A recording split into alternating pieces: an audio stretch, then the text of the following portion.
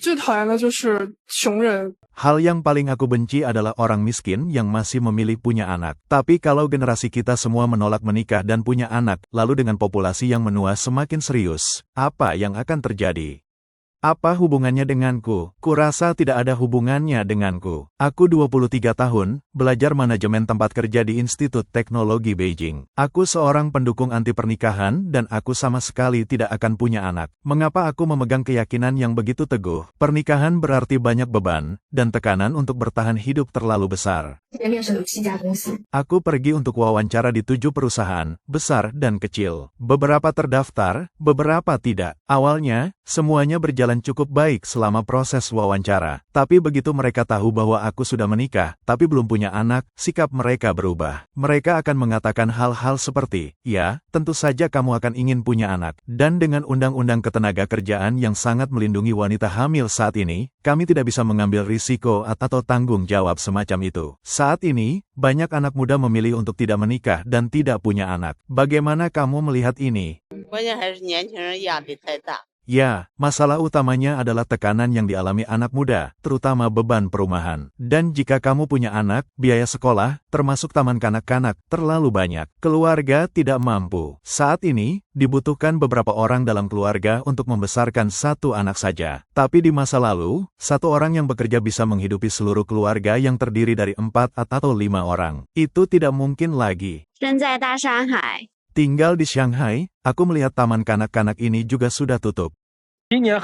Tahun ini, banyak taman kanak-kanak di Lonjo terpaksa tutup. Benar-benar disayangkan, dan situasinya mungkin hanya akan semakin sulit di masa depan karena tingkat kelahiran telah turun drastis. Tapi bagi orang tua, ada sisi baiknya. Banyak taman kanak-kanak untuk bertahan hidup telah memotong biaya sekolah secara signifikan. Baru-baru ini, semakin banyak anak muda di China memilih untuk tidak menikah dan tidak punya anak. Selama dekade terakhir, tingkat pernikahan China hampir terus-menerus menurun, dan tahun lalu, anjlok hampir 21%. Pada tahun 2024, ada sekitar 6,1 juta pendaftaran pernikahan secara nasional, angka terendah sejak tahun 1986. Di bawah tekanan ekonomi saat ini, semakin banyak anak muda yang memilih untuk tidak menikah dan menjadi orang tua. Hal ini telah menyebabkan penurunan tajam pada bayi baru lahir dan pada gilirannya, gelombang penutupan taman kanak-kanak di seluruh negeri. Menurut statistik terbaru yang dirilis oleh Kementerian Pendidikan China Juni ini, jumlah total taman kanak-kanak pada tahun 2024 adalah 250.000, turun dari 270.000 pada tahun 2023. Itu adalah penurunan sebesar 20.000, yang berarti rata-rata, lebih dari 50 taman kanak-kanak tutup setiap hari. Sekarang, aku bisa mengerti mengapa banyak anak muda saat ini tidak ingin punya anak. Lingkungan secara keseluruhan sangat menantang. Mencari pekerjaan sudah sulit dan dengan gaji yang sangat rendah, hanya untuk menafkahi diri sendiri terasa seperti perjuangan. Di era ini, kita masing-masing seperti sebutir debu. Kita tidak punya kekuatan untuk menanggung beban kehidupan baru. Membesarkan anak sama sekali tidak seperti yang dulu dikatakan generasi, hanya sepasang sumpit lagi di meja makan. Sama sekali tidak seperti itu. Untuk berada di sana bagi seorang anak saat mereka tumbuh dewasa, kamu perlu mengeluarkan begitu banyak uang, begitu banyak energi, dan seluruh proses membesarkan mereka penuh dengan ketidakberdayaan, tantangan, dan patah hati. Blogger Xiao Chang berbagi bahwa anaknya baru berusia 4 tahun. Baru kemarin di rumah sakit, dokter memberitahunya bahwa ia sudah memiliki 100 derajat miopia, lebih dari 200 derajat astigmatisme, dan bahkan menunjukkan tanda-tanda gangguan integrasi sensorik. Dia bilang dia benar-benar hancur dan masih tidak bisa menerima kenyataan ini. Dia bilang rasanya dia masih hanya seorang anak-anak, namun dengan tergesa-gesa, dia harus membesarkan anaknya sendiri. Jika kamu tidak ingin punya anak, maka jangan menikah. Ini adalah pelajaran pahit dari semua wanita yang sudah menikah di sekitarku. Di China, begitu kamu menikah, semua orang secara otomatis menganggap langkah selanjutnya adalah punya anak. Saat kamu berpacaran, kamu bisa mengatakan kamu tidak ingin punya anak, dan tidak ada yang menganggapnya masalah besar. Tapi setelah menikah, jika kamu tidak punya anak, semua orang akan bertindak seolah-olah kamu berutang sesuatu pada keluarga suami. Setelah tekanan untuk menikah datang tekanan untuk punya anak, anak, dan setelah kamu punya satu, mereka akan mendorongmu untuk yang kedua. Di beberapa tempat, jika kamu tidak punya anak laki-laki, kamu akan ditekan untuk terus mencoba. Pernikahan di sini hampir terasa seperti perjanjian tak terucapkan bahwa wanita berutang anak laki-laki kepada keluarga suami. Dan jangan berpikir bahwa pacarmu, yang pernah setuju untuk hidup tanpa anak, akan tetap di sisimu. Sikap mereka bisa berubah sangat mudah. Apakah tidak punya anak itu egois atau waras? Tidak punya anak berarti kamu hidup untuk dirimu sendiri. Punya anak berarti kamu hidup untuk kemanusiaan. Tapi di lingkungan sosial yang keras saat ini, bagaimana kamu bahkan bisa membesarkan mereka? Apa sumber penghasilanmu? Kamu hidup dari apa? Saat seorang anak selesai kuliah, kamu akan menghabiskan setidaknya $84.000. Dan kemudian ada semua kelas dan program pelatihan tambahan itu, yang pada dasarnya adalah cara untuk memeras uang dari keluarga miskin. Ambil contoh putriku, 10 tahun yang lalu, kami bahkan tidak bisa memasukkannya ke taman kanak-kanak negeri. Jadi, kami harus memasukkannya ke taman kanak-kanak swasta yang dikelola oleh komunitas. Itu $420 sebulan, dan itu bertambah selama 3 tahun. Berapa banyak itu? Dengan gaji kecil yang kamu hasilkan setiap bulan, kamu masih harus menyerahkannya untuk biaya sekolah. Blogger ini mengatakan dia beruntung hanya punya satu anak. Jika dia punya lebih, dia akan membutuhkan beberapa rumah dan mobil. Pada dasarnya, seluruh hidupmu tidak akan lain dari bekerja keras untuk anak-anakmu. 30岁已婚不生娃有多爽？ Betapa kerennya menikah di usia 30 dan tidak punya anak. Pertama, tekanan finansial jauh lebih sedikit. Tidak ada uang susu formula, tidak ada tabungan untuk biaya sekolah. Kamu hanya membutuhkan cukup untuk dirimu sendiri. Kamu bisa berhenti dari pekerjaanmu untuk persiapan ujian, mengejar sekolah pascasarjana, belajar di luar negeri, atau bahkan imigrasi. Masa depanmu tetap terbuka lebar dan tidak perlu membeli apartemen distrik sekolah. Seketika, stres uangmu berkurang. Kedua, tidak ada drama keluarga. Tidak ada orang tua yang membantu mengasuh anak, dan tidak ada mertua yang tinggal bersama mereka. Kamu bisa memesan makanan di tengah malam, membiarkan rumah berantakan jika kamu merasa malas, dan hidup sesuai keinginanmu. Ketiga, satu tanggung jawab berat berkurang. Kita semua telah melalui ujian Geiko dan pascasarjana. Kita tahu betapa brutalnya perlombaan pendidikan di kota-kota besar. Kita tidak yakin bisa membesarkan siswa top dan kita akan khawatir jika anak kita tertinggal dan tidak punya masa depan. Blogger itu mengatakan, jika kamu tidak punya anak, kamu tidak menderita beban fisik melahirkan. Tidak perlu khawatir tentang bentuk tubuhmu, penuaan yang dipercepat, malam tanpa tidur dengan bayi, dan pagi-pagi untuk bekerja. Tidak ada risiko depresi pasca persalinan juga. Bagi anak biasa di China saat ini, hal-hal seperti ujian, pekerjaan, dan membeli rumah adalah perjuangan yang tak terhindarkan yang dipenuhi dengan stres dan rasa sakit. Dia berkata, sebagai manusia, aku tidak bisa memilih takdirku, tapi sebagai seorang wanita, aku bisa memilih untuk tidak membawa kehidupan baru ke dunia ini. Blogger Gu Hayane berkata, jika kamu berusia 20-an dan bahkan belum belajar cara menghasilkan uang dan kamu mulai punya anak, apakah menurutmu itu adil untuk anakmu? Pernahkah kamu berpikir tentang kondisi hidup dan lingkungan pendidikan seperti apa yang bisa kamu berikan untuk mereka? Aku punya seorang sepupu. Dia dan suaminya bersama-sama menghasilkan kurang dari $420 sebulan, namun dia sudah punya 6 anak. Yang tertua sudah di SMP dan yang termuda di SD. Mereka bahkan tidak mampu membeli pakaian paling dasar untuk diri mereka sendiri. Sepupu lainku juga sama, baru berusia awal 20-an, dan dia punya 3 anak. Sekarang dia bahkan tidak tahu bagaimana membesarkan mereka atau apa yang harus dilakukan. Blogger itu mengatakan, orang-orang di sekitarnya sering bertanya, kamu sudah berusia 20-an. Kapan kamu akan menikah? Kapan kamu akan punya anak? Dia menjawab, dengan begitu banyak tekanan sosial, bagaimana aku berani menikah? Bagaimana aku berani punya anak? Jika kamu punya sedikit saja rasa tanggung jawab, kamu tidak akan melakukannya. Semakin banyak anak yang kamu miliki, semakin miskin kamu.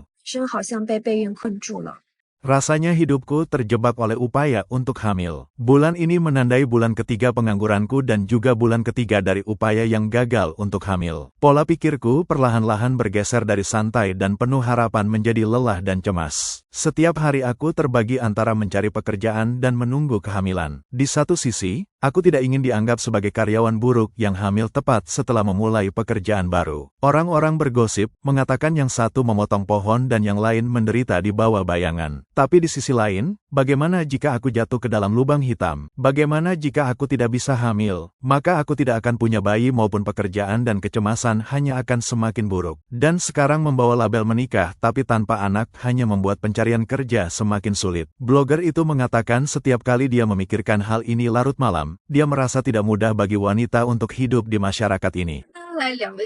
Hari ini, mari kita bicarakan mengapa begitu banyak wanita berusia 30-an takut punya anak. Aku sudah di tempat kerja selama 12 tahun dan telah melihat terlalu banyak kasus kehidupan nyata. Terutama ketika wanita kembali dari cuti melahirkan, kamu menyadari betapa banyak yang telah berubah. Kesempatan promosi itu mungkin hilang. Tim hebat yang pernah kamu pimpin mungkin sudah mengikuti orang lain. Dan banyak kesempatan yang kamu perjuangkan. Sekarang kamu harus memulai semuanya dari awal lagi.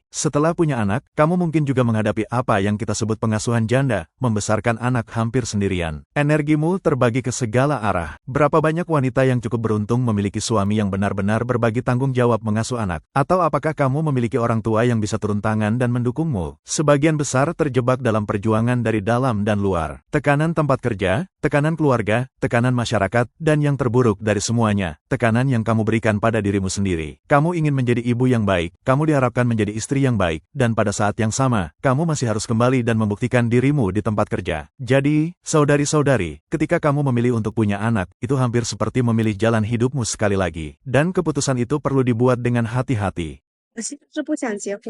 Jujur saja, aku tidak pernah ingin menikah, tapi tadi malam ibuku mengatakan sesuatu kepadaku dan tiba-tiba aku mulai merasa seperti mungkin aku tidak ingin. Dia berkata, anakku saat ini tidak menikah atau punya anak mungkin terlihat riang, tapi hidup hanya menurun.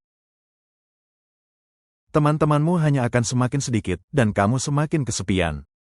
Saat ayahmu dan aku masih ada, kamu masih punya rumah. Tapi ketika kami sudah tua dan tiada, kamu tidak hanya akan kehilangan keluargamu, kamu juga akan kehilangan jangkar emosionalmu. Blogger itu mengatakan ibunya juga mengatakan kepadanya, ketika kamu sakit, siapa yang akan ada di sana untuk memberimu air dan obat-obatan? Selama liburan, ketika setiap rumah tetangga ramai dengan keluarga, rumahmu akan tetap dingin dan sunyi, dan kamu akan sendirian. Bagaimana kami, sebagai orang tua, bisa merasa tenang? Tidak ada orang tua di dunia yang tidak mencintai anak mereka. Kami mendesak untuk menikah bukan karena tugas tertentu, tapi karena kami benar-benar berharap kamu bisa menemukan kebahagiaan. Aku tidak bisa melakukannya lagi. Sungguh, aku tidak bisa. Aku punya total area 11 mo. Bangunan utamaku saja lebih dari 3.000 meter persegi, ditambah bangunan tambahan dan ruang santai. Aku punya semua fasilitas yang dibutuhkan taman kanak-kanak, tapi sekarang kami hanya punya sedikit lebih dari 100 anak yang tersisa. Bagaimana aku bisa terus berjalan? Pada Juni tahun ini, aku akan menutup semuanya. Seperti apa taman kanak-kanakmu di puncaknya? Oh, itu luar biasa. Aku mendirikan taman kanak-kanak ini pada tahun 2012.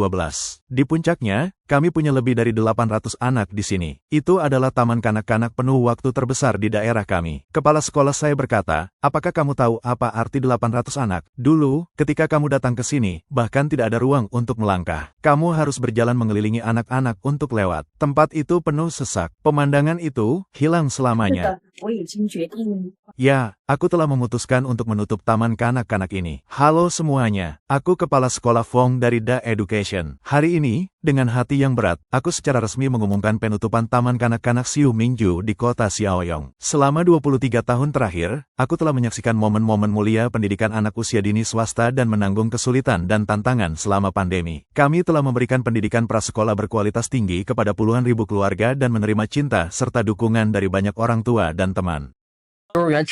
Taman kanak-kanak sama sekali tidak dapat merekrut anak-anak. Dari kesulitan sebelumnya dalam merekrut hingga saat ini sama sekali tidak ada pendaftaran. Hanya dalam 2 tahun, lebih dari 30.000 taman kanak-kanak di seluruh negeri telah sepenuhnya tutup. Pertumbuhan populasi negatif telah menghancurkan industri pendidikan anak usia dini. Dulu, taman kanak-kanak di bawah kami memiliki orang tua yang berebut tempat. Sekarang, tanda mereka mengatakan pendaftaran ditangguhkan. Aku berbicara dengan kepala sekolah sebentar. Itu memilukan. Bahkan jika kamu menawarkan harga terendah, kamu masih tidak bisa menarik anak-anak. Anak-anak yang mendaftar pada tahun 2025, mereka yang lahir selama tahun-tahun pandemi. Tingkat kelahiran telah anjlok dan kepala sekolah benar-benar kewalahan. Dulu, satu kelas akan memiliki 30 lebih anak. Sekarang, jika satu kelas bahkan mencapai 10, itu sudah dianggap bagus. Blogger itu, seorang kepala sekolah di taman kanak-kanak, mengatakan bahwa guru di taman kanak-kanak negeri membagikan selebaran di lingkungan perumahan setiap hari, seperti iklan kecil. Itu menyedihkan. Dorongan pemerintah untuk untuk pendidikan yang terjangkau telah menurunkan biaya sekolah begitu banyak sehingga taman kanak-kanak swasta tidak bisa menghasilkan uang. Banyak yang tidak bisa bertahan tahun ini dan tutup sepenuhnya. Ketika taman kanak-kanak tutup, orang tua panik. Mereka berlarian ke seluruh kota mencoba mencari yang baru. Jika semua taman kanak-kanak terdekat tutup, orang tua mungkin harus melakukan perjalanan melintasi setengah kota untuk mengantar dan menjemput anak-anak mereka. Itu melelahkan. Blogger ini mengatakan dia adalah seorang kepala sekolah dan seorang ibu dengan 26 tahun di pendidikan anak usia dini. Dia dulu menjalankan 8 taman kanak-kanak masing-masing dengan investasi 700.000. Dan sekarang menghadapi penutupan, hatinya hancur. Aku telah menjalankan total 8 taman kanak-kanak, dan sekarang pada saat ini, aku masih harus menutup. Jika kamu bertanya berapa banyak uang yang aku hasilkan, aku ingin mengatakan air mata yang tak terhitung, keringat yang tak terhitung. Ini adalah perjalanan yang sangat berat, tapi itu semua sepadan karena anak-anak dan keluarga mereka mencintaiku. Namun, hari ini taman kanak-kanak harus tutup. Aku merasa sangat enggan, tapi tidak ada yang bisa aku lakukan. Baru-baru ini, pemerintah China membuat perubahan signifikan pada kebijakan kelahirannya, bergeser dari membatasi kelahiran menjadi secara aktif mendorongnya. Pergeseran kebijakan dramatis ini menyoroti betapa parahnya krisis populasi China. Salah satu kota di mana tingkat kelahiran telah meningkat secara signifikan adalah Tianmen di Provinsi Hubei. Pada tahun 2024, tingkat kelahiran di sana melonjak sebesar 17%. Pada paruh pertama tahun ini, Tianmen terus memimpin bangsa dengan jumlah bayi baru lahir naik 5,6% tahun ke tahun. Sebagai kota tingkat kelima, bagaimana Tianmen berhasil mengatasi tingkat kelahiran yang rendah? Langkah-langkah apa yang mereka ambil? Pertama, subsidi belum pernah terjadi sebelumnya. Dibandingkan dengan daerah lain yang hanya menawarkan sekitar 2.000 insentif kelahiran, hadiah Tianmen adalah yang teratas. Bonus kelahiran anak 1 kali, tunjangan persalinan, tunjangan pengasuhan anak bulanan, dan bahkan subsidi perumahan. Keluarga yang memiliki anak kedua bisa menerima hingga 13.400 dan keluarga dengan 3 anak bisa mendapatkan 23.000. Semuanya disetorkan langsung ke rekening mereka. Jika orang tua adalah guru atau pekerja kesehatan, subsidi perumahan berlipat ganda menjadi 16.700 dan keluarga 3 anak bisa mendapatkan hingga 40.000 dengan harga perumahan lokal sekitar $560 per meter persegi. Itu kira-kira setara dengan apartemen 71 meter. Yang lebih mengejutkan lagi, subsidi diproses dengan sangat cepat. Beberapa orang tua bahkan menerima uang sebelum meninggalkan rumah sakit. Meskipun banyak daerah telah memperkenalkan subsidi pernikahan dan kelahiran, secara keseluruhan tingkat pernikahan dan kelahiran tetap rendah. Menghadapi biaya pernikahan dan membesarkan anak yang tinggi, pengangguran kaum muda yang tinggi, dan lingkungan ekonomi yang tidak pasti, banyak anak muda merasa bahwa tekanan untuk memulai keluarga dan membesarkan anak terlalu berat untuk ditanggung. Xiao Qin, 28 tahun, yang bekerja di Beijing mengatakan kepada Radio Free Asia bahwa subsidi pernikahan dan kelahiran hanyalah tunjangan kecil. Mereka tidak secara mendasar menyelesaikan masalah ketidakmampuan untuk memulai keluarga. Xiao Qin berkata, jadi mengapa orang tidak ingin menikah? Pertama, biaya hidup terlalu tinggi. Di Beijing, pendapatan $1.400 sebulan dianggap cukup baik. Tapi jika kamu dari kota lain, pertimbangkan ini. Kamu masih tidak akan bisa membeli rumah selama bertahun-tahun. Dan jika kamu menikah dan punya anak, hanya biaya susu formula setiap bulan, itu adalah pengeluaran yang cukup besar. Xiao Qin melanjutkan dengan mengatakan bahwa hidup di China terasa seperti berada di penjara yang luas. Dia dan teman-temannya tidak bahagia dan tidak ada alasan untuk punya anak. Mereka tidak ingin generasi berikutnya menjalani kehidupan perjuangan seperti mereka. Bahkan para pekerja pun tidak ingin punya anak. Dan karyawan kera putih yang berpenghasilan 1.400 sebulan juga tidak ingin punya anak. Wong Sana, seorang blogger yang bekerja di Shanghai, dan suaminya sama-sama generasi 90-an. Mereka masing-masing berpenghasilan lebih dari $1.400 sebulan, tapi dalam videonya, Wong Sa berkata, kami tidak ingin punya anak. Hanya bertahan hidup di kota besar sudah mengambil semua yang kami miliki. Dia menyebutkan bahwa salah satu alasan dia tidak ingin punya anak adalah tekanan finansial. Setiap pagi dia bangun dengan beban hipotek $1.800 dengan 28 tahun tersisa untuk dibayar. Jika rumah lebih murah dan hipotek lebih kecil, mereka mungkin akan mempertimbangkan untuk punya anak. Juga, mereka tidak punya energi untuk membesarkan anak. Perusahaan mereka ada di Shanghai dan mereka tinggal di Haokonsan. Perjalanan harian memakan waktu 3-4 jam dan mereka sering harus bekerja lembur. Ketika mereka pulang dari kerja, yang mereka inginkan hanyalah tidur atau menonton acara. Pikiran harus merawat anak dan membantunya dengan pekerjaan rumahnya sangat membebani. Beberapa netizen mungkin berpikir mereka egois dan tidak bertanggung jawab, tapi blogger itu percaya justru rasa tanggung jawab itulah yang mendorong keputusan mereka untuk tidak punya anak. Dia menjelaskan bahwa dia dan suaminya sama-sama mahasiswa dari kota-kota kecil, sangat ingin membangun diri di kota tingkat pertama. Jika mereka punya anak, mereka harus siap secara finansial dan mental untuk menyediakan lingkungan yang sehat untuk tumbuh kembang anak-anak mereka. Itu saja untuk hari ini. Jika kamu menikmati konten kami, silakan berikan suka, berlangganan, tinggalkan komentar, dan bagikan dengan teman. Kami menghargai dukunganmu, dan sampai jumpa lagi.